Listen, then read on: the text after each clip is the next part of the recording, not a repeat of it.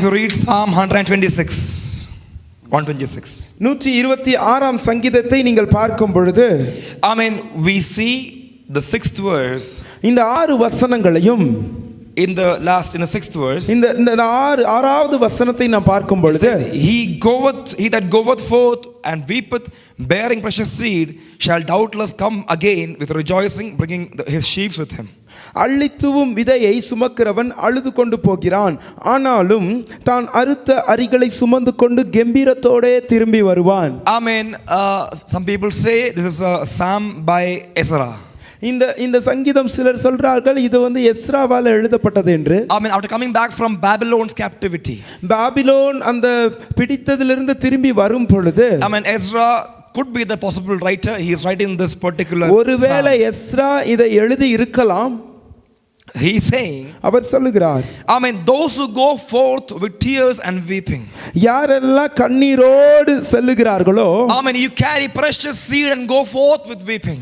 அது கண்ணீரோடு அவர்கள் செல்லும் பொழுது the word says doubtless he will come back with rejoicing. வேதாகமம் சொல்லுகிறது அவர்கள் சந்தேகமின்றி கம்பீரத்தோடு அறுப்பார்கள். With his experience he is saying doubtless he'll come back with songs of joy. அவர் முழு அனுபவத்தோடு சொல்லுகிறார், நிச்சயமாக அவர்கள் கம்பீரத்தோடு அறுப்பார்கள். But the condition is, ஆனா ஒரு கண்டிஷன் என்னன்னா, you must go with seeds and with the tears. ஆனா நீங்க கண்ணீரோடு விதையோடு செல்ல வேண்டும். With precious seeds and precious tears. அந்த விலையேற பெற்ற கண்ணீரோடும் விலையேற பெற்ற விதைகளோடும் நீங்கள் செல்ல வேண்டும். This is doubtless I tell you. நீங்க சந்தேகம் இல்லாமல் என்னால சொல்ல முடியும். You will come back with two things. ரெண்டு விஷயத்தோட நீங்க திரும்பி வருவீங்க. You went with tears. நீங்க கண்ணீரோடு செல்றீங்க. Number 1, you come back with rejoicing. நீங்க திரும்பி வரும்போது ரிஜாய்ஸோட திரும்பி வருவீங்க. Number 2, you went with precious seeds. நீங்க விதைகளோடு நீங்கள் போனீங்க. You come back with with sheaves of joy. திரும்பி வரும் பொழுது சந்தோஷம் என்ற விதைகளோடு கூட நீங்க திரும்பி வருவீங்க. 70 years they were in captivity. 17 வருடம் அவர்கள் சிறையிருக்கப்பட்டார்கள். 70 years. 17 வருடம். 70 வருடம். 70 years they were in captivity. 70 வருடம் அவர்கள் சிறைபிடிக்கப்பட்டு போனார்கள். They lost all their hope. அவர்கள் எல்லா நம்பிக்கையும் இழந்து போனார்கள். There is no possibility of coming back from Babylon. ஆனா அவங்க திரும்பி வருவாங்கன்னு சொல்லி அவங்களுக்கு எந்த நம்பிக்கையும் இல்ல. They learned their culture. அவங்களுடைய அந்த கலாச்சாரத்தை பெற்றுக்கொண்டார்கள், கற்றுக்கொண்டார்கள். They learned the Babylonian language. பாபிலோனுடைய அந்த மொழியை அவர்கள் கற்றுக்கொண்டார்கள். The generations are used to the food of Babylon. அவர்களுடைய சந்ததிகள் அந்த பாபிலோனில் உண்ணுகிற உணவை அவர்கள் பழக்கப்படுத்திக் கொண்டார்கள். It is not easy to come back to your own land. அங்கிருந்து திரும்பி வருவது ரொம்ப கடினமான ஒரு விஷயம். But they are longing for the worship. ஆனா அவர்களுக்கோ கர்த்தரை துதிக்க வேண்டும் என்பதற்காக காத்திருந்தார்கள். They are longing for the temple of God. ஆண்டவருடைய ஆலயத்திற்கு வர வேண்டும் என்பதை அவர்கள் தங்களுடைய விருப்பமாக கொண்டிருந்தார்கள். But God used a king called King Cyrus who was not from their own people. ஆனா சைரஸ் என்னும் ராஜாவை கர்த்தர் பயன்படுத்தினார். If you read Ezra chapter 1, Ezra முதலாவது அதிகாரத்தை நீங்கள் பார்க்கும் பொழுது chapter 1 verse 1, ஒன்றாம் வசனம் ஒன்றாம் அதிகாரம் ஒன்றாம் வசனத்தை நீங்கள் பார்க்கும் பொழுது, now in the first year of Cyrus king of Persia, that the word of the Lord was by the mouth of Jeremiah was fulfilled. முதலாவது கர்த்தர் சொன்ன வார்த்தையை எரேமியாவின் வாயினாலே சொன்ன வார்த்தை நிறைவேறும்படி Bible says the Lord stirred up the spirit of Cyrus king of Persia. வேதாகமம் சொல்லுகிறது கோரேசுடைய முதலாம் வருஷத்திலே கர்த்தர் பெர்சியாவின் ராஜாவாகிய கோரேசின் ஆவியை ஏவினதினாலே. The people of Israel, the people hallelujah, they were in the captivity of hallelujah Babylon. Israel ஜனங்களோ பாபிலோன் தேசத்திலே அவர்கள் சிறையிருக்கப்பட்டிருந்தார்கள். How will they come back? அவங்க எப்படி திரும்பி வந்தாங்க? Where do they have the money? அவங்களுக்கு ஏது பணம்? How can they build temple of God? அவங்க எப்படி கர்த்தருடைய ஆலயத்தை கட்ட முடியும்? They have no idea about it. அவங்களுக்கு எந்த ஒரு ஐடியாவும் இல்ல. Things look impossible. அது பார்க்கும் பொழுது அது நடக்க முடியாது என்று இருந்தது. Many times for you things look impossible. நிறைய நேரம் நம்ம யோசிக்கிறோம் இந்த காரியம் impossible நடக்காது என்று. Nobody is there to help you. யாரும் நமக்கு உதவி செய்வதற்கு இல்லை. You don't have your family to help you. உங்க குடும்பம் உங்களுக்கு உதவி செய்வதற்கு இல்லை. But one thing Ezra says. ஒரு விஷயம் விஷயத்தை எஸ்ரா சொல்லுகிறார். The psalmist says, hallelujah. இந்த சங்கீதத்தில் சொல்லப்படுகிறது, Amen. If you go forth with weeping and tears, நீங்கள் அழுகையோடும் கண்ணீரோடும் போகும் பொழுது, go forth with precious seeds, நீங்க வந்து விலையேற பெற்ற விதைகளை எடுத்து போகும் பொழுது, don't worry about who will help you. யார் உதவி செய்வாங்க நீங்க நினைக்க வேணாம். Don't worry about the finances. நீங்க பணத்தை குறித்து கவலைப்பட வேண்டாம். Amen. You are in a foreign land. நீங்க வந்து வெளிநாட்டுல இருந்து கொண்டிருக்கலாம். You have no one to help you there. உங்களுக்கு அங்க உதவி செய்ய யாரும் இல்லை. But we read in the first verse of Ezra, ஆனா எஸ்ராவினுடைய முதல் வார்த்தை, Amen, the Lord stirred the spirit of King Cyrus. அந்த ராஜாவின் உள்ளத்தை ஆவியிலே ஏவப்பட்டார் கர்த்தர். When nobody is there to help you, யாரும் இல்லாத பொழுது, Amen, Bible says, வேதாகமம் சொல்லுகிறது, Psalms 121 verse 1 and 2, 121:1-2 சொல்லுகிறது, Amen, I will lift up my eyes to the hills. கர்த்தருடைய கண்களுக்கு நேராக என் கண்களை நான் ஏறெடுக்கிறேன். My help comes from the Lord, the maker of heaven and earth. எனக்கு ஒத்தாசை வரும் பர்வதங்களுக்கு நேராக என் கண்களை ஏறெடுக்கிறேன். எனக்கு ஒத்தாசை பர்வதத்திலிருந்து வரும். He will not allow your foot to stumble. உங்களுடைய கால்கள் பாதைக்கு இடரும் பொழுது இடராதபடிக்கு காக்கிற He will தேவன். preserve your soul. உங்களுடைய ஆத்துமாவை காக்கிறவர். Because he is the creator of heavens and the earth. ஏனென்றால் கர்த்தர் வானத்தையும் பூமியையும் உண்டாக்கினவர். Amen. Here it says, அவர் சொல்லுகிறார், Amen, God stirred the king's heart. ஆவியை ஏவினார் என்று சொல்லப்படுகிறது. For whom did he do it? எதற்காக அதை செய்தார்? For the ones who go with tears. யாருக்காக அதை செய்தார் என்றால் கண்ணீரோடு போனவர்களுக்காக. Those who go forth with, Amen, with praises to God. கர்த்தரை உயர்த்தி கொண்டு போனவர்களுக்காக. Those who go with precious seeds. அவர்கள் வெளியேற பெற்ற விதையை கொண்டு போனவர்களுக்காக. Even if delays, God says, I will do my work. ஒருவேளை அது காலதாமதம் ஆனாலும் கர்த்தர் அதை செய்து முடிப்பார். After 70 years, 70 வருடம். if you read 2 Chronicles, Amen, last chapter, 36th chapter, நாளாகமம் கடைசி அதிகாரத்தை நீங்கள் பார்க்கும் பொழுது, Amen, it says in the last verse, last வசனத்தை நீங்க பாத்தீங்கன்னா, Amen, Amen, thus saith Cyrus king of Persia, all the kingdom of the earth has the Lord God of heaven given to me. அவருடைய ஜனங்கள் எல்லோரிலும் எவன் உங்களுக்குள் இருக்கிறானோ அவன் போகட்டும், அவனுடைய தேவனாகிய கர்த்தர் அவனோடு இருப்பாராக என்று பெர்சியாவின் ராஜாவிய கோரேஸ் அறிவிக்கிறார் என்று. He says, and he had charged me to build him an house in Jerusalem. அவருக்கு அந்த அதிகாரம் கொடுக்கப்பட்டிருந்தது.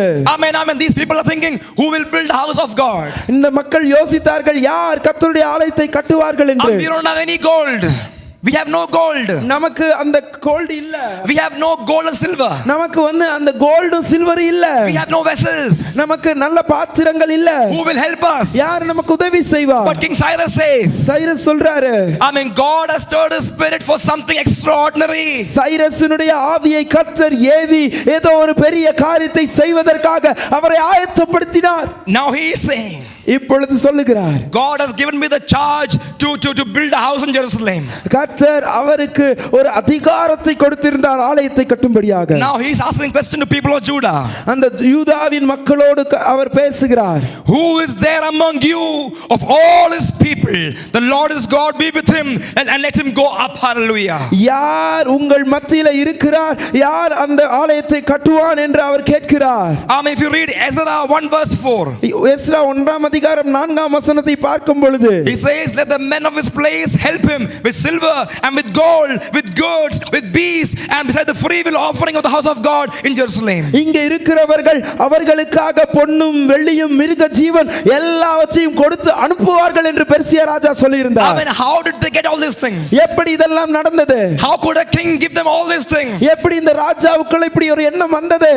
Psalm 126 says, 126 வசனம் சொல்லுகிறது, verse 5 says, they that sow in tears shall reap with joy. 126 வசனம் சொல்லுகிறது, கண்ணீரோடு அறுக்கிறவர்கள் கெம்பீரமாய் அறுப்பார்கள் என்று.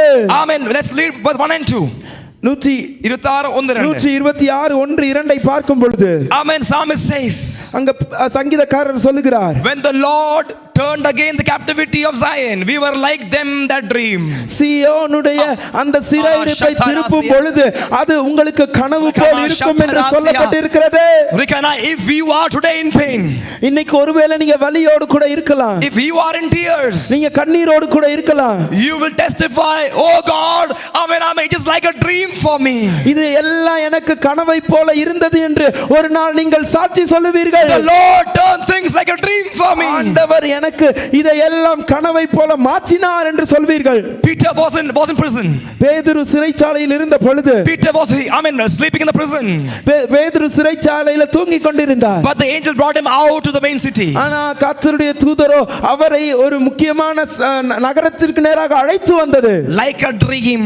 அது ஒரு கனவை போல, like a dream, கனவை போல நடந்தது. Because somebody is praying for you. ஏன்னா யாரோ ஒருவர் உங்களுக்காக ஜெபித்துக் கொண்டிருக்கிறார்கள். Somebody is sowing for you. உங்களுக்காக யாரோ ஒருவர் விதைத்துக் கொண்டிருக்கிறார்கள். If you come onto your knees, நீங்க உங்களுடைய முழங்காலில முன்னாடி வரும் பொழுது God will change things like in a dream. கர்த்தர் உங்களுக்கு காரியங்களை கனவை போல மாற்றி கொடுப்பார். Then verse 2 says, இரண்டாம் வசனம் சொல்லுகிறது, then was a mouth filled with laughter. அப்பொழுது நம்முடைய வாய் நகைப்பினாலும், just filled with laughter, நகைப்பினால் நம் வாய் நிரம்புகிறது, and a tongue with singing.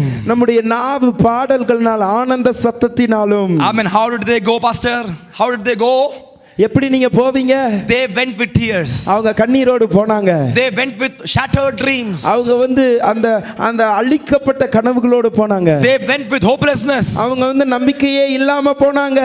But the God of Israel has restored them. ஆனா கர்த்தருடைய தேவன், அவர் இஸ்ரவேலின் தேவன் அவர்களை மீண்டும் கட்டினார். Filled them with hope. அவர்களை நம்பிக்கையினால் நிரப்பினார். Filled their dreams. அவர்களுடைய கனவை மீண்டும் நிரப்பினார். Filled them with great joy. ஆண்டவர் அவர்களை ஆனந்த சந்தோஷத்தோடு நிரப்பினார். Given them laughter. அவர்களுக்கு சந்தோஷத்தை கொடுத்தார். Given them songs of joy. ஆண்டவருக்கு சங்கீதத்தின் சந்தோஷத்தை கொடுத்தார். Ezra says in the last verse. கடைசி வசனம் சொல்லுகிறார் எஸ்ரா. 6th verse. 6ஆம் வசனம். Doubtless they will come back with rejoicing.